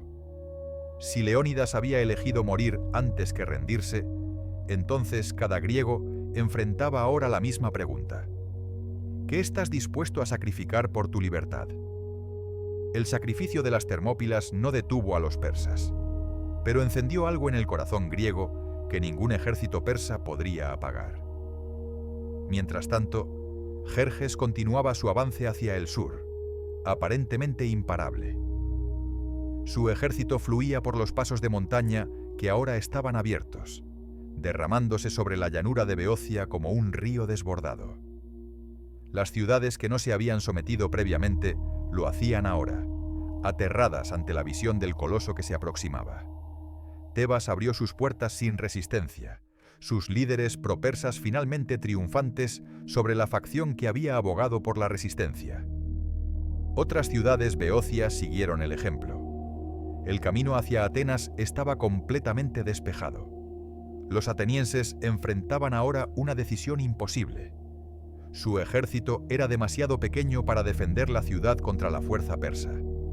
Las murallas de Atenas, aunque formidables, no podrían resistir un asedio prolongado contra un enemigo con recursos aparentemente infinitos. Si se quedaban, serían masacrados o esclavizados. Temístocles, el líder ateniense más influyente de aquel momento, propuso algo que debió parecer una locura a muchos de sus conciudadanos. Propuso abandonar Atenas. No una retirada temporal, no un repliegue táctico, sino un abandono completo de la ciudad. Cada hombre, mujer y niño debía ser evacuado. Los templos serían dejados vacíos. Las casas serían abandonadas. La ciudad que había sido el hogar de generaciones de atenienses sería entregada al enemigo sin lucha. Para entender lo radical que era esta propuesta, necesitas comprender lo que una ciudad significaba para los griegos antiguos. La polis no era simplemente un lugar donde vivías. Era tu identidad, tu comunidad, tu conexión con los dioses y con los ancestros enterrados bajo su suelo. Abandonar tu ciudad era, en cierto sentido, abandonar todo lo que eras. Pero Temístocles tenía un argumento poderoso. Atenas, argumentó, no estaba hecha de piedras y templos. Atenas era su gente. Mientras los atenienses sobrevivieran, Atenas sobreviviría. Y los atenienses tenían algo que ningún otro pueblo griego poseía en la misma medida: una flota. Durante años, Temístocles había impulsado la construcción de trirremes, los barcos de guerra más avanzados de la época. Había convencido a sus conciudadanos de usar los ingresos de una nueva veta de plata descubierta en las minas de Laurión para financiar la construcción naval, en lugar de distribuirlos entre la población. Había sido una apuesta enormemente impopular en su momento. Ahora esa apuesta estaba a punto de rendir sus frutos. Atenas tenía 200 trirremes, la flota más grande de toda Grecia. Esos barcos eran ahora el único activo real que los griegos poseían contra la invasión persa. Y esos barcos necesitaban tripulaciones. La evacuación de Atenas fue uno de los éxodos más extraordinarios de la historia antigua. En cuestión de días, prácticamente toda la población de la ciudad más grande de Grecia fue transportada a través del estrecho hacia la isla de Salamina y las costas del Peloponeso. Ancianos, mujeres, niños, esclavos, todos fueron embarcados en cualquier cosa que flotara mientras los hombres en edad militar se preparaban para tripular la flota. Las fuentes antiguas cuentan historias desgarradoras de aquellos días. Familias separadas en el caos de la evacuación. Ancianos demasiado frágiles para viajar que insistían en quedarse, prefiriendo morir en su tierra natal. Mascotas abandonadas en las calles vacías. Un perro llamado Xantipo, que supuestamente nadó junto al barco de su amo hasta la isla de Salamina, donde colapsó y murió de agotamiento. Cuando el ejército persa finalmente entró en Atenas, encontró una ciudad fantasma. Los templos de la Acrópolis aún se alzaban majestuosos contra el cielo, pero estaban vacíos de adoradores. Las casas permanecían cerradas, sus habitantes desaparecidos. Las calles, normalmente bulliciosas con el comercio y la conversación, guardaban un silencio sepulcral. Solo un pequeño grupo de atenienses había decidido quedarse. Eran los guardianes del templo de Atenea en la Acrópolis, ancianos que interpretaron una profecía del oráculo de Delfos sobre un muro de madera como una referencia a la antigua empalizada de madera que rodeaba la ciudadela sagrada. Creyeron que los dioses los protegerían si permanecían fieles en su puesto. Los persas asaltaron la Acrópolis. Los ancianos resistieron brevemente antes de ser masacrados. Luego Jerjes ordenó que los templos fueran incendiados. Las llamas consumieron los edificios sagrados que habían sido el corazón espiritual de Atenas durante generaciones. El humo negro se elevaba hacia el cielo, visible desde kilómetros a la redonda, un mensaje macabro para cualquier griego que contemplara el horizonte. Esto es lo que le espera a quienes se oponen al Rey de Reyes. Jerjes había conquistado Atenas. Había vengado el incendio de Sardes. Había logrado lo que su padre Darío nunca pudo conseguir. Desde su perspectiva, la guerra estaba esencialmente ganada. Solo quedaba un problema: la flota griega. Mientras el ejército persa devastaba Atenas, la flota persa había estado siguiendo la costa, manteniendo el ritmo del avance terrestre. Esta flota era formidable, compuesta por barcos fenicios, egipcios, chipriotas y de las ciudades griegas jónicas que servían al imperio. Según las fuentes antiguas, sumaba cientos de trirremes, aunque los números exactos son disputados. Sin embargo, la flota persa había sufrido pérdidas significativas antes siquiera de enfrentarse a los griegos en batalla. Una tormenta terrible había azotado la costa oriental de Grecia mientras la flota navegaba hacia el sur, destruyendo o dañando un número considerable de barcos. Algunas fuentes hablan de cientos de naves perdidas en aquella catástrofe natural. Además, simultáneamente a la batalla terrestre en las Termópilas, la flota griega había enfrentado a la persa en una serie de escaramuzas navales frente al cabo Artemisio. Estas batallas habían sido inconcluyentes, sin un claro vencedor, pero habían demostrado que los griegos podían luchar de igual a igual en el mar. Ahora, con Atenas en llamas y el ejército griego terrestre efectivamente destruido o disperso, la flota representaba la última esperanza de Grecia. Y esa flota estaba anclada en las aguas del estrecho de Salamina, a la vista de su ciudad natal ardiendo. Los comandantes griegos estaban profundamente divididos sobre qué hacer a continuación. Los peloponesios, especialmente los corintios, querían retirarse hacia el istmo de Corinto, donde el ejército aliado estaba construyendo frenéticamente un muro defensivo a través del estrecho cuello de tierra que conectaba el Peloponeso con el resto de Grecia. Argumentaban que defender el istmo era la única estrategia que tenía sentido. Si la flota se quedaba en Salamina y era destruida, no habría nada que impidiera a los persas desembarcar tropas directamente en las costas del Peloponeso. Temístocles tenía un argumento diferente. El estrecho de Salamina, señaló, era el lugar perfecto para una batalla naval.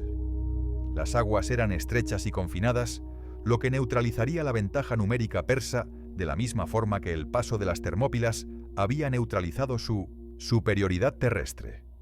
Los trirremes griegos, más pesados y menos maniobrables en mar abierto, serían formidables en aquel espacio reducido donde la agilidad importaba menos que la solidez. Pero había otra razón, más oscura, por la que Temístocles insistía en luchar en Salamina. Sabía que si la flota se retiraba al istmo, los aliados peloponesios se desentenderían de la suerte de los atenienses. Los refugiados atenienses en Salamina quedarían abandonados, a merced de los persas. Y la flota ateniense, privada de cualquier razón para seguir luchando, probablemente se dispersaría. Temístocles amenazó con exactamente esto. Si los aliados abandonaban Salamina, advirtió, los atenienses tomarían a sus familias y su flota y navegarían hacia el oeste, hacia Italia, donde fundarían una nueva ciudad. Grecia perdería 200 trirremes de golpe, más de la mitad de la flota combinada, y cualquier esperanza de resistencia naval se evaporaría. Era un farol brillante, o quizás no era un farol en absoluto. Nadie podía estar seguro. Los debates se prolongaron durante días, mientras los refugiados atenienses observaban el humo de su ciudad ardiendo al otro lado del estrecho. Las tensiones entre los aliados griegos llegaron a un punto crítico. En varias ocasiones pareció que la coalición iba a desmoronarse completamente. Y entonces, Temístocles hizo algo extraordinariamente arriesgado. Envió un mensaje secreto a Jerjes. El mensajero era un esclavo de confianza llamado Sicino, tutor de los hijos de Temístocles. Sicino navegó en la oscuridad hacia el campamento persa con una carta que supuestamente venía de un traidor griego dispuesto a cambiar de bando. El mensaje decía que los griegos estaban a punto de huir, que su flota planeaba escapar durante la noche, que si Jerjes actuaba rápidamente podría atraparlos y destruirlos de un solo golpe. Instaba al rey de reyes a rodear la isla de Salamina con su flota para impedir cualquier escape. Jerjes cayó en la trampa. Ordenó a su flota que se moviera durante la noche, bloqueando todas las salidas del estrecho. Sus barcos remaron en la oscuridad, posicionándose para lo que creían sería una emboscada contra una flota griega en fuga. Pero los griegos no estaban huyendo, estaban preparándose para la batalla. Cuando amaneció aquel día de finales de septiembre del año 480 a.C., la flota persa se encontró atrapada en las aguas estrechas del estrecho de Salamina, exactamente donde Temístocles quería que estuviera. Lo que siguió fue una de las batallas navales más decisivas de la historia de la humanidad. Los trirremes griegos, aproximadamente 370, según las estimaciones más aceptadas, se enfrentaron a una flota persa que probablemente los superaba significativamente en número, aunque las cifras exactas siguen siendo debatidas. Pero los números importaban poco en aquel estrecho confinado. Las aguas de Salamina eran un caos de barcos, luchando en espacios demasiado pequeños para maniobrar correctamente. Los barcos persas, diseñados para aprovechar su superioridad numérica en formaciones amplias, se encontraban apiñados unos contra otros, incapaces de utilizar su ventaja. Los trirremes griegos, más robustos y manejados por marineros que conocían aquellas aguas como la palma de su mano, se lanzaban contra los barcos enemigos con sus espolones de bronce, destrozando cascos y enviando tripulaciones al mar. Jerjes observaba la batalla desde un trono dorado instalado en las laderas del monte Egaleo, acompañado de escribas que anotaban los nombres de los capitanes que se distinguían en el combate. Había esperado presenciar la destrucción final de la resistencia griega. En cambio, presenció cómo su flota era sistemáticamente despedazada. La batalla se prolongó durante horas, pero el resultado se decidió relativamente temprano.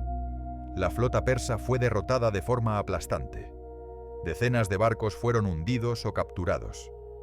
Miles de marineros persas, muchos de los cuales no sabían nadar, se ahogaron en las aguas del estrecho.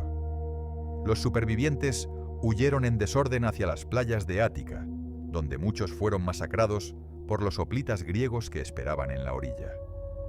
La reina Artemisia de Halicarnaso, una de las pocas mujeres comandantes de la antigüedad, supuestamente escapó embistiendo y hundiendo otro barco persa que bloqueaba su ruta de escape. Los griegos, confundidos por esta acción, asumieron que debía ser un barco aliado y no la persiguieron.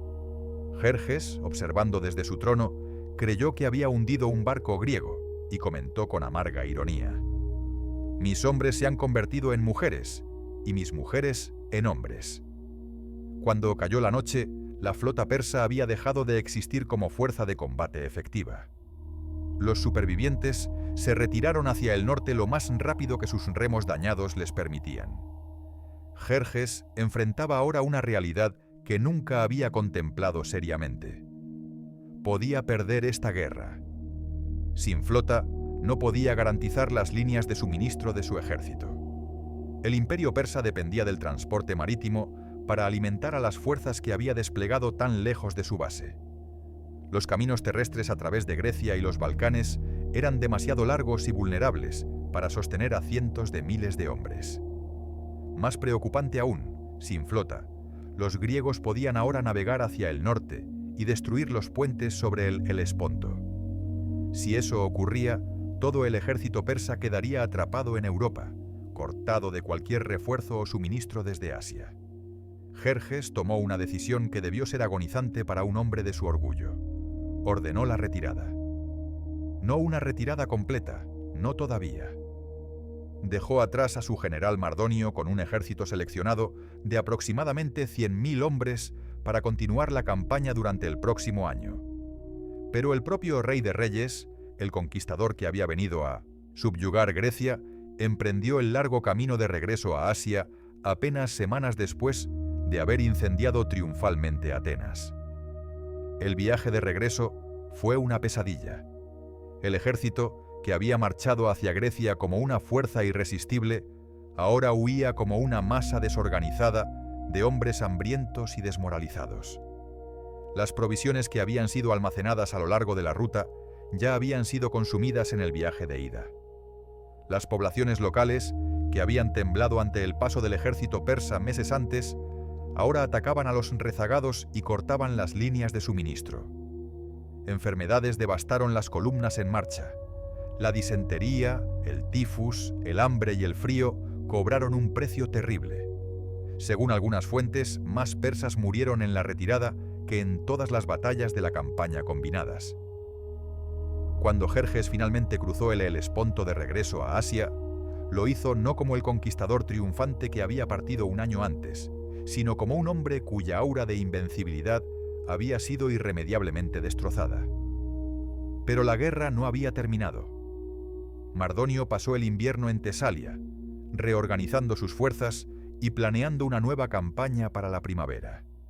Aún comandaba un ejército formidable, veteranos endurecidos que representaban lo mejor que el imperio podía ofrecer, y aún controlaba la mayor parte del territorio griego al norte del Istmo de Corinto. La primavera del año 479 a.C. trajo la última fase de las guerras médicas. Mardonio intentó dividir a la coalición griega ofreciendo términos generosos a Atenas.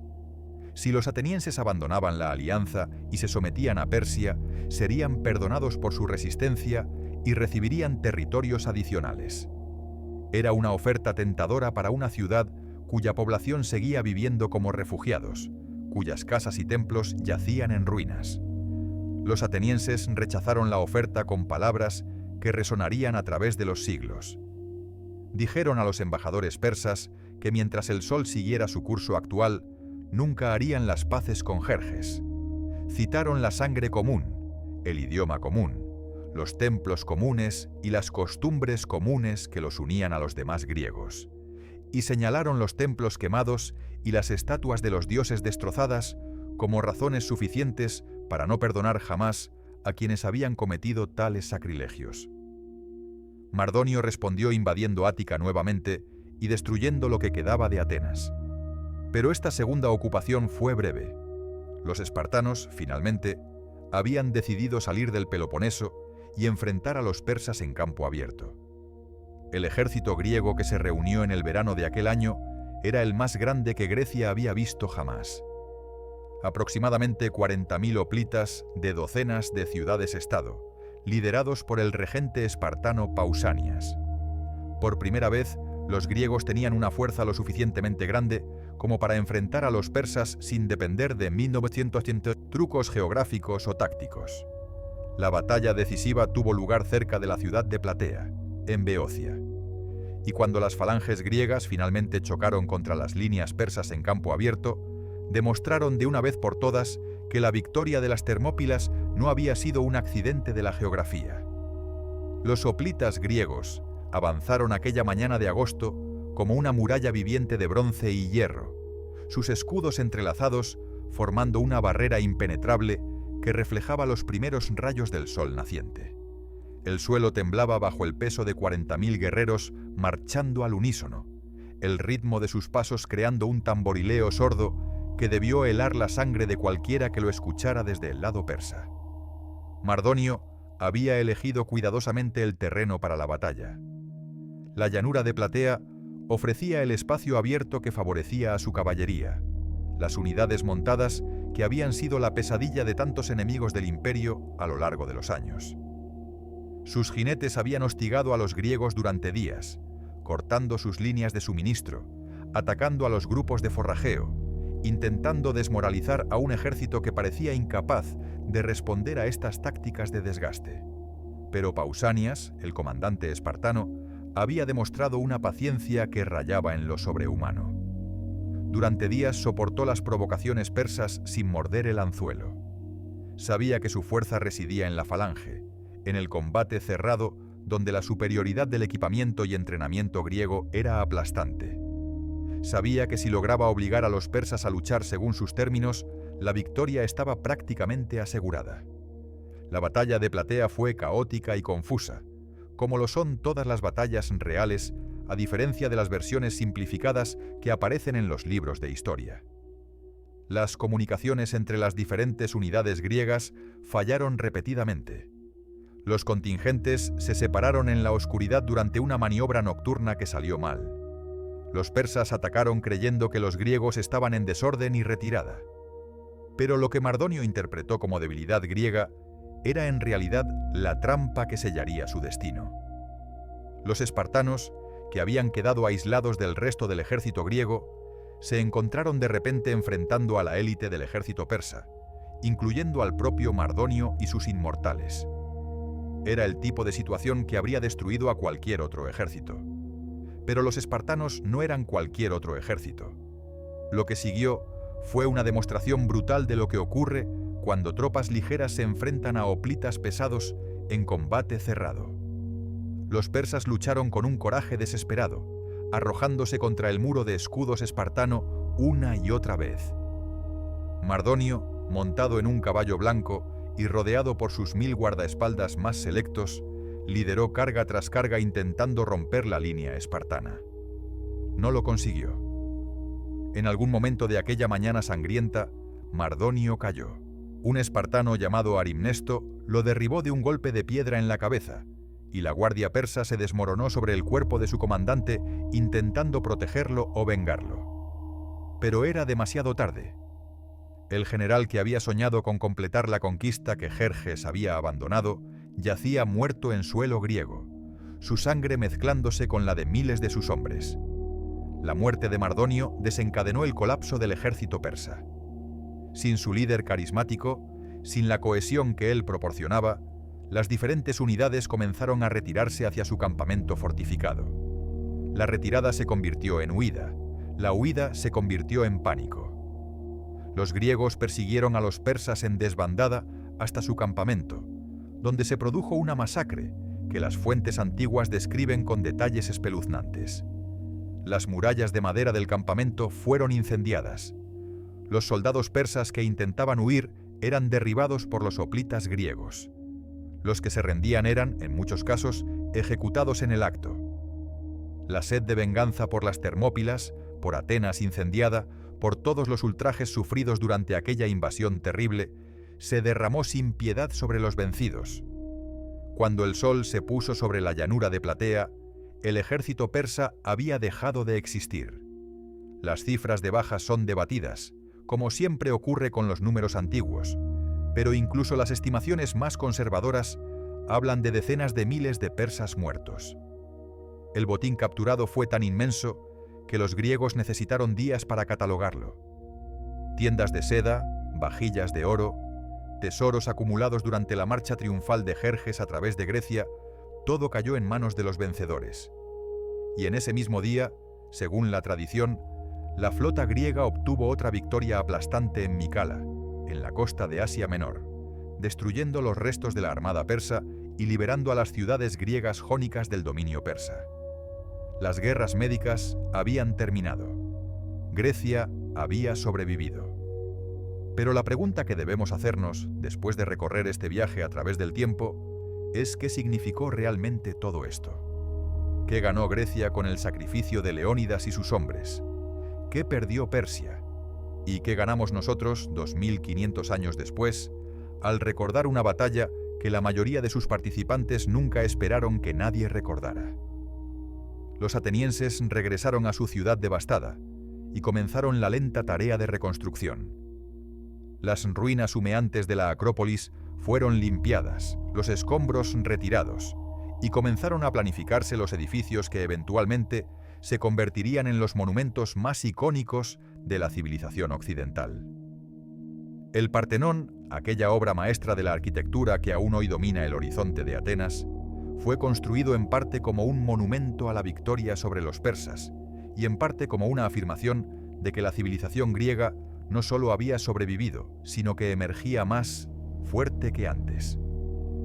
Los espartanos recuperaron el cuerpo de Leónidas, que había sido profanado por Jerjes, y le dieron un funeral con todos los honores que un rey espartano merecía.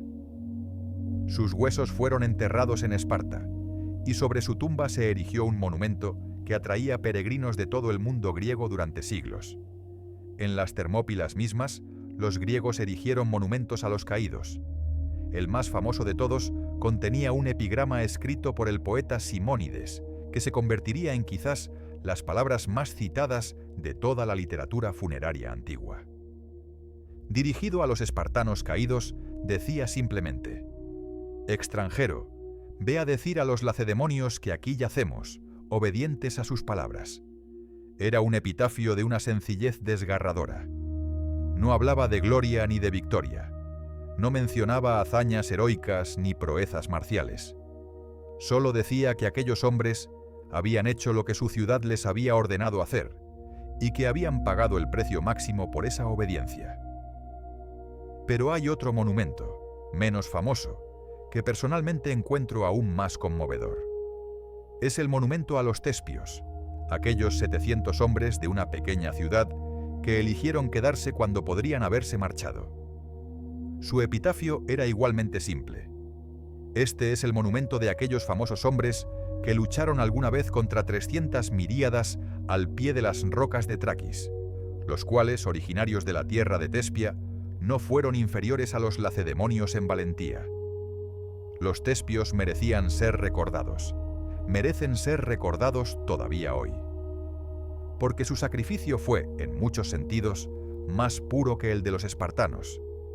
Eligieron morir no porque sus leyes lo exigieran, no porque su cultura los hubiera programado para ello, sino porque su conciencia les dijo que era lo correcto.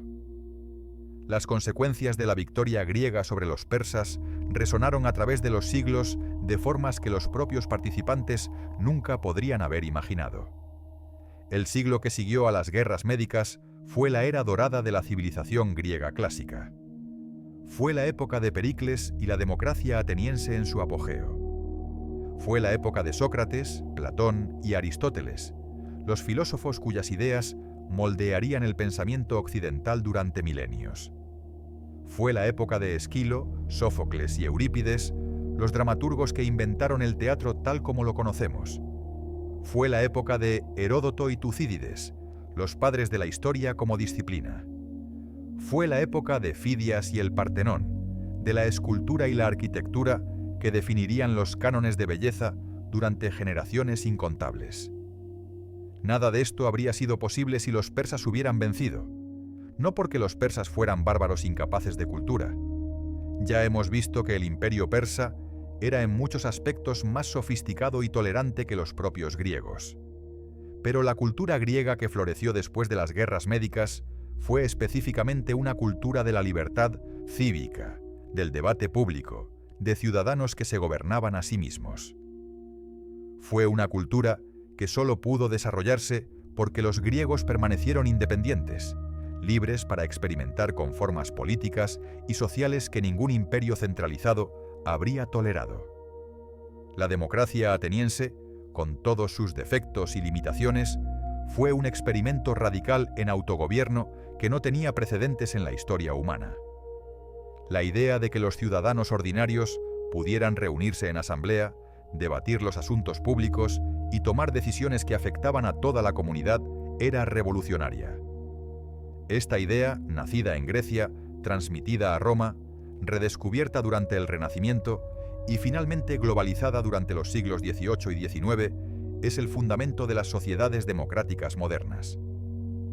Cuando los padres fundadores de Estados Unidos diseñaron su república, se inspiraron conscientemente en los modelos griegos y romanos. Cuando los revolucionarios franceses proclamaron los derechos del hombre, invocaron ideales que tenían sus raíces en la filosofía griega. Cuando los movimientos de liberación del siglo XX lucharon contra el colonialismo y la tiranía, utilizaron conceptos de libertad y autodeterminación que podemos rastrear a través de una cadena ininterrumpida de transmisión cultural, hasta aquellos guerreros que se negaron a arrodillarse ante el Rey de Reyes. Esto no significa que los espartanos en las Termópilas estuvieran luchando por la democracia en el sentido moderno. Los propios espartanos, como hemos visto, eran todo menos demócratas. Pero estaban luchando por la autonomía griega, por el derecho de cada ciudad-estado a gobernarse según sus propias leyes y costumbres, por la noción de que ningún poder extranjero tenía derecho a dictar cómo debían vivir los griegos. Y al defender esa autonomía, al preservar la independencia que permitió a la cultura griega florecer, indirectamente preservaron las condiciones que hicieron posible el nacimiento de la civilización occidental tal como la conocemos. Hay quienes argumentan que estoy exagerando la importancia de las Termópilas y de las guerras médicas en general. Señalan que el imperio persa no tenía la intención de destruir la cultura griega, solo de incorporar a Grecia como otra satrapía más. Argumentan que los griegos de Asia Menor vivieron bajo dominio persa durante generaciones sin perder su identidad cultural. Sugieren que una Grecia persa podría haber producido filósofos y artistas igualmente brillantes. Quizás tengan razón. La historia contrafactual, la especulación sobre lo que podría haber pasado, es un ejercicio inherentemente incierto.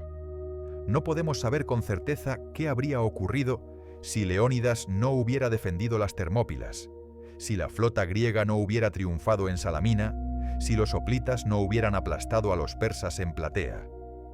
Pero lo que sí sabemos es lo que realmente ocurrió. Sabemos que Grecia permaneció libre. Sabemos que esa libertad produjo una explosión de creatividad intelectual y artística sin precedentes en la historia humana. Y sabemos que las ideas nacidas en aquella Grecia libre han moldeado el mundo en que vivimos de formas incontables. Y sabemos, sobre todo, que nada de esto habría sido posible sin el sacrificio de aquellos que eligieron morir antes que rendirse. Porque esa es la lección más profunda de las Termópilas. No es una lección sobre tácticas militares o ventajas geográficas. No es una lección sobre la superioridad del equipamiento hoplita sobre la infantería ligera persa. Es una lección sobre lo que ocurre cuando seres humanos ordinarios deciden que hay cosas más importantes que su propia supervivencia. Leónidas no era un superhéroe. Era un hombre de carne y hueso, con miedos y dudas como cualquier otro. Los espartanos que lo acompañaron no eran máquinas de matar invulnerables, sino hijos, esposos y padres que sabían exactamente lo que estaban dejando atrás. Los tespios que eligieron quedarse no eran guerreros legendarios, sino ciudadanos comunes de una ciudad pequeña que la mayoría de sus contemporáneos no habría sabido ubicar en un mapa. Y sin embargo, cuando llegó el momento de elegir entre la vida y el honor, eligieron el honor. Cuando tuvieron que decidir entre huir y luchar, eligieron luchar. Cuando la matemática fría de los números les dijo que la resistencia era inútil, respondieron que había cosas más valiosas que la utilidad. Esa elección, repetida por miles de hombres en un paso de montaña hace 2500 años, cambió el mundo. No sabemos los nombres de la mayoría de ellos. No conocemos sus rostros ni sus historias personales. No sabemos qué sintieron cuando vieron amanecer aquel tercer día, sabiendo que probablemente no verían el atardecer. No sabemos qué palabras intercambiaron con sus compañeros, qué oraciones murmuraron a sus dioses, qué pensamientos cruzaron sus mentes en los momentos finales. Pero sabemos lo que hicieron. Y eso es suficiente. Hay un concepto griego antiguo que captura perfectamente lo que Leónidas y sus hombres lograron. Se llama kleos aptiton, la gloria imperecedera. Era la idea de que un hombre podía trascender su propia mortalidad a través de hazañas que serían recordadas para siempre, que su nombre viviría en los labios de las generaciones futuras mucho después de que su cuerpo se hubiera convertido en polvo. Los espartanos de las Termópilas lograron esa gloria imperecedera de una forma que probablemente ni ellos mismos imaginaron posible. 2500 años después, seguimos pronunciando sus nombres, seguimos contando su historia, seguimos inspirándonos en su ejemplo, no porque fueran perfectos. Hemos visto que los espartanos eran en muchos sentidos una sociedad brutal y opresiva, no porque su causa fuera completamente pura. Hemos visto las complejidades y contradicciones del conflicto greco-persa, no porque su sacrificio fuera militarmente necesario. Historiadores modernos debaten si la resistencia en las Termópilas realmente cambió el curso de la guerra o fue principalmente un gesto simbólico. Seguimos recordándolos porque representan algo que trasciende los detalles históricos específicos. Representan la capacidad humana de elegir el principio sobre la conveniencia, el deber sobre el deseo, el honor sobre la vida. Representan la posibilidad de que personas ordinarias, enfrentadas a circunstancias extraordinarias, puedan elevarse por encima de sí mismas y hacer algo que resuene a través de los siglos. En un mundo que a menudo parece dominado por el cinismo y el cálculo, la historia de las Termópilas nos recuerda que el heroísmo es posible, que el sacrificio tiene significado, que hay cosas por las que vale la pena morir y, por lo tanto, hay cosas por las que vale la pena vivir. Jerjes regresó a Persia y pasó el resto de su reinado lidiando con intrigas de palacio y problemas internos del imperio. Fue asesinado por sus propios cortesanos 20 años después de su fracaso en Grecia, y su muerte violenta fue vista por muchos como una forma de justicia divina por su arrogancia en desafiar a los dioses griegos. El imperio persa continuó existiendo durante otro siglo y medio, hasta que un joven rey macedonio llamado Alejandro cruzó el Helesponto con un ejército que incluía muchos descendientes de los veteranos de las guerras médicas.